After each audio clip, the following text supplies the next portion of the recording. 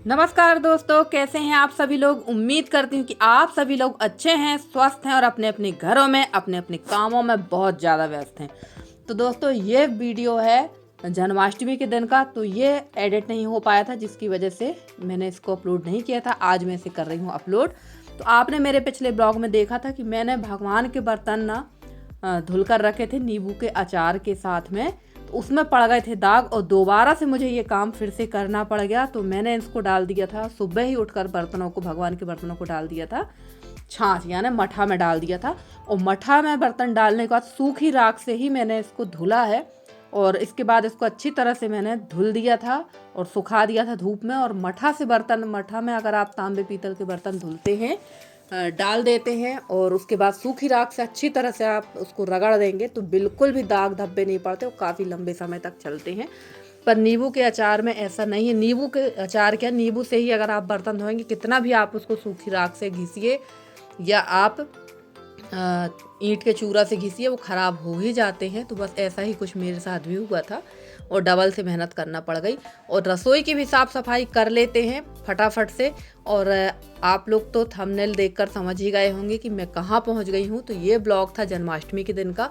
और मेरी बहुत सारी सिस्टर लोग बोलेंगे कि दीदी आप जन्माष्टमी का व्रत नहीं रहती हैं। तो नहीं, मैंने पहले ही बताया था कि मेरे यहाँ जन्माष्टमी मान है, तो मेरे यहाँ जन्माष्टमी का व्रत नहीं होता। और पर्सनली मेरे घर में पूजा नहीं होती है, बाकी परिवार में होती है। बाकी लोग तो करते हैं पर व्रत कोई नहीं रहता, परिवार में भी व्रत कोई नहीं रहता है। और हम लोग तो व्रत भी नहीं रहते और पूजा भी नहीं करते हैं। तो चलिए, यहाँ पर सारे बर्तन वगैरह है, सब फटाफट से जमा देते हैं। और खाना मेरा बन चुका था और मुझे जाना है आज अपनी मम्मी के घर। तो मेरे पापा जी ने मुझे बुलाया था और थी जन्माष्टमी, तो मैंने कहा चलो चलते हैं।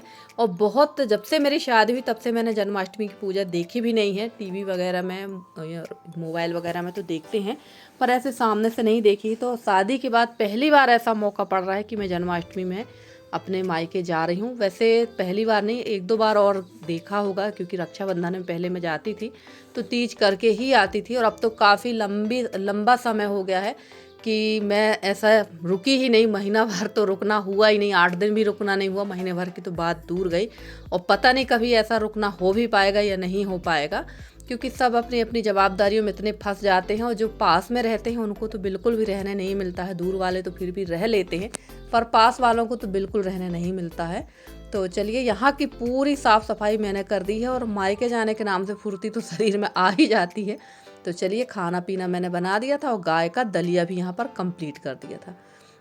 और ये झाड़ू वगैरह लगा देते हैं, वरना सारा ऐसा ही फैला मिलेगा। और कई बार तो ऐसा होता है जल्दबाजी में चले भी जाते हैं तो वैसा ही फैला मिलता, फिर घर आके सब पूरा क्लीन करना पड़ता हम लोगों को। तो चलिए, यहाँ पर सारा काम निपटा दिया है घर का और अब नहाना और तैयार होना ही बाकी है। तो चलिए चलते हैं। और यहाँ पर चूल्हे पर कंडा भी लगा दिया था ताकि इसमें आग बनी रहे और ये दलिया गर्म रहे।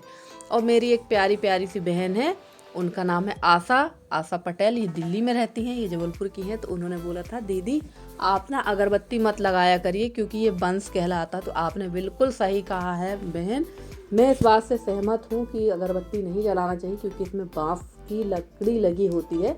पर फिलहाल तो मेरे पास बहुत सारी अगरबत्तियाँ रखी हुई हैं, तो उनको ख़त्म करने के बाद मैं गीला धूप ही जलाऊंगी। और वैसे अभी मैं जब जबलपुर गई थी, जब मैंने ख़रीदारी की थी, तो गीला धूप खरीद कर ले आई हूँ। पर अगरबत्तियाँ जो बची हुई हैं उनको भी ख़त्म करने के बाद गीला धूप ही मुझे यूज करना है।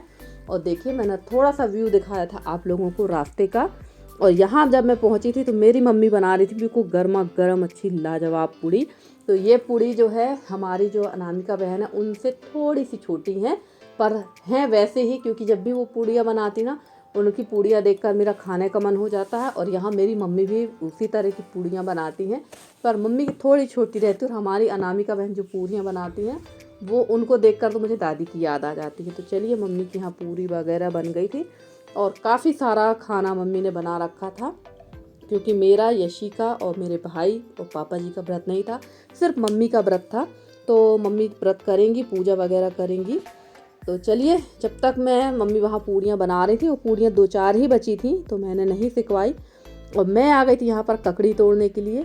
तो मेरे यहाँ ककड़ी मतलब खीरा बहुत ज़्यादा लगा हुआ है मायके में, तो मेरे पापा ने इनको तोड़ने नहीं दिया था। उन्होंने कहा था कि मैं आऊँगी तो यहाँ वीडियो बनाऊँगी। उन्हीं ने कहा जाके वहाँ का वीडियो बना लो और ककड़ी भी तोड़ कर ले आओ। तो चलिए देखते हैं। बहुत सारी जगह पे खीरा लगा हुआ था और बाड़ी काफ़ी बड़ी है हमारी, और आधे में लगे हुए थे भुट्टे। तो उस तरफ जहाँ भुट्टे लगे हों वहाँ तो नहीं गए, ये सामने वाले हिस्से में ही हम लोगों ने खीरा तोड़ना शुरू कर दिया था। और ये देखिए, आप देख भी सक रहे होंगे कि काफ़ी खीरा लगा है। और यहाँ पर सब्जी लगाने की तैयारी भी हो गई। टमाटर वगैरह के जो पौधे होते हैं वो भी जम गए हैं। टमाटर, भटा, ये सारी चीज़ें लगाई गई हैं। और फिलहाल तो खीरा बहुत ज़्यादा है। तो चलिए, जितने हमारे यूज के उतने तोड़ लेते हैं और उसके बाद चलते हैं अंदर की तरफ। और ये चारों तरफ का नज़ारा है हमारे घर के पिछवाड़े का है ये। यहाँ पर नींबू भी लगे हैं और ये हल्दी लगी हुई है। और जब हम लोग यहाँ पर रहते थे, जब हम लोग की शादी नहीं हुई थी, तो इस बाड़ी में पूरे में बहुत सारी सब्जियाँ लगती थी। आलू, प्याज, टमाटर, बैंगन, गोभी, पत्ता गोभी, ढेर भर की सब्जी लगती थी। तो हम लोगों को सब्जी जो है ख़रीदना नहीं पड़ती थी, घर पर ही इतनी ज़्यादा सब्जी हो जाती थी। और जो सब्जी घर पे होती थी वो तो घर की ही खाते थे, और जो मार्केट से जो लाना पड़ता था, परवल वगैरह, टिंडा, तो वो अलग से आ जाते थे। और पहले तो हम लोग 2-2 फसल लेते थे आलू की। तो उस समय हमारे यहाँ जो कुआं है उसमें पानी भी काफ़ी रहता था, और अब तो पानी की भी काफ़ी ज़्यादा दिक्कत होती है। तो उतनी ज़्यादा सब्जियां नहीं लगती, सिर्फ बारिश में ही सब्जियां लगाई जाती हैं। तो चलिए, यहाँ से खीरा और जो भी मुझे ज़रूरत थी नींबू वगैरह की, वो हम लोगों ने तोड़ लिया। और चलते हैं, अब देखते हैं अंदर क्या हो रहा है। तो ये देखिए, ये है हमारा पूरी बाड़ी का नज़ारा। और इस समय तो चारों तरफ हरियाली ही हरियाली है, एकदम हरा हरा सा लग रहा है। और ये देखिए, ये इसको तोरैया, बाकी हमारे यहाँ इसको बिनिया भी कहते हैं, उसका फूल है। और ये भी कई प्रकार के होते हैं, कई कलर में आने लगे हैं। पहले तो सिंगल एक ही कलर होता था, पर आजकल तो ढेर भर के कलर आने लगे हैं इस पर। और यहाँ पिंक कलर का भी लगा हुआ था। नेक्स्ट टाइम मैं इसका बीज लेकर जाऊँगी तो घर पर भी मैं इसको ज़रूर लगाऊँगी, क्योंकि मुझे फूल लगाने का बहुत शौक़ है। पर मेरे घर में जो मिट्टी है वो एकदम ख़त्म हो चुकी है, उसमें कोई तत्व ही नहीं है, एकदम वो सूखी सूखी सी है, जिसकी वजह से मेरे यहाँ ज़्यादा पेड़ पौधे नहीं लग पाते हैं। पर मुझे लगाना है। तो चलिए फ्रेंड्स, चलते हैं अंदर की तरफ और देखते हैं वहाँ क्या हो रहा है। और अंदर आने के बाद हम लोग लग गए थे खाना खाने पर, क्योंकि टाइम काफ़ी हो गया था, लगभग 1 बज गया था खाना खाने में। और मम्मी का तो व्रत है, मम्मी कुछ भी नहीं खाएंगी। मम्मी ने थोड़ा सा ही फलाहारी सिंघाड़े के आटे का उपमा जैसे बना के रखा था, वही मम्मी ने हम लोगों को भी दिया और कहा देखो खाकर कैसा लगता। तो वाकई बहुत टेस्टी था। और मायके आने के बाद तो अपनी उसमें आ जाते हैं। तो मैंने सबसे पहले चेंज कर ली है साड़ी, क्योंकि साड़ी का जो लेस थी ना, जो गले पे लगी हुई थी, वो काफ़ी ज़्यादा गले पे गड़ रही थी। इस वजह से मैंने ये साड़ी उतार दी है। और वो जो लेस है ना, वो मुड़ी नहीं है, जिसकी वजह से गले में फंस रही थी। तो मैंने इसको उतार के चेंज कर लिए है कपड़े अपने, और पहन ली है मैक्सी। और यहाँ बैठ गई थी मम्मी के साथ में। तो यहाँ पर मैं मम्मी को दिखा रही थी ब्लाउज़ जो मैं लेकर आई थी। तो मम्मी को दिखा रही थी कि मम्मी आपको किस साइज का होगा, और आप चलिए तो मैं आपके लिए भी बहुत सारे ब्लाउज़ खरीदूँगी। तो इस सारे ब्लाउज़ मैं मम्मी को दिखा रही थी। और उसके बाद अब हम सीधे मिल रहे हैं शाम के टाइम पर, क्योंकि दोपहर के टाइम पे ना मम्मी से थोड़ी देर मैंने बातचीत की। उसके बाद ना इतनी ज़ोरों की नींद आ गई ना कि मुझे पता ही नहीं चला कि कब शाम को 5:30 बज गया। जब पापा जी ने उठाया तब मैं उठी।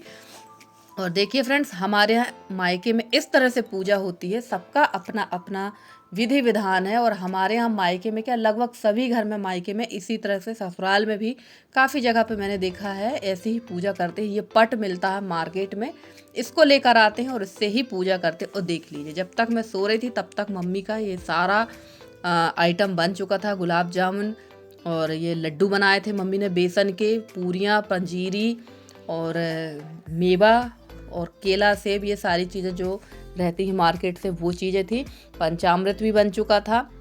और काफ़ी, मेरी मम्मी की उम्र ज़रूर है इतनी, पर मेरी मम्मी में आज भी फुर्ती बहुत ज़्यादा है। हम लोग थक जाते हैं, पर मेरी मम्मी पता नहीं कहाँ का इतना स्टैमिना है कि वो थकने का नाम नहीं लेती। वो बिल्कुल दिन भर उनका कुछ न कुछ काम लगा रहता है। और अभी मेरे भाई की शादी नहीं हुई है, मेरा भाई शादी करने के लायक ही है। और कोशिश तो पूरी ये है कि जल्दी से जल्दी भाई की भी शादी हो जाए, तो थोड़ा बहुत मम्मी को थोड़ा बहुत रेस्ट मिल जाए। ये तो नहीं कह सकते कि नहीं, सारा बर्डन हमारी भाभी के ऊपर ही आएगा। वैसे दोनों हैं, मेरी मम्मी भी काम वाम करने में बहुत एक्टिव हैं। तो चलिए, मम्मी यहाँ कर रही थी पूजा पाठ और हम लोग बड़े ध्यान से यहाँ पर देख रहे थे। तो सिंपल तरीके से ही हमारे यहाँ पूजा होती है। और आप लोगों के यहाँ किस तरह से पूजा पाठ होती है ज़रूर बताइएगा। और मैंने काफ़ी सारी सिस्टरों के ब्लॉग देखे हैं, तो सबका तरीका थोड़ा थोड़ा सा अलग है। और हमारे यहाँ गांव में इसी तरह की पूजा होती है, तो वही रीति रिवाज मैंने आज फर्स्ट टाइम आप लोगों के साथ शेयर किया है। तो यहाँ पर हम पूजा हो रही थी और शाम के लगभग बज चुके थे 6, साढ़े 6 का टाइम हो चुका था। वैसे तो काफ़ी लोग रात को 12 बजे पूजा करते हैं, पर मैंने हमेशा ही देखा कि हमारे यहाँ शाम टाइम पूजा हो ही जाती है, क्योंकि 12 बजे का टाइम काफ़ी हो जाता है, इतनी रात तक जगना नहीं हो पाता है। तो अपनी सुविधा के अनुसार पूजा पाठ कर लेते हैं। भगवान तो वैसे भी सब जानते हैं। और हमारी एक प्यारी प्यारी सी बहन है, उनका नाम है पूनम सोनकर।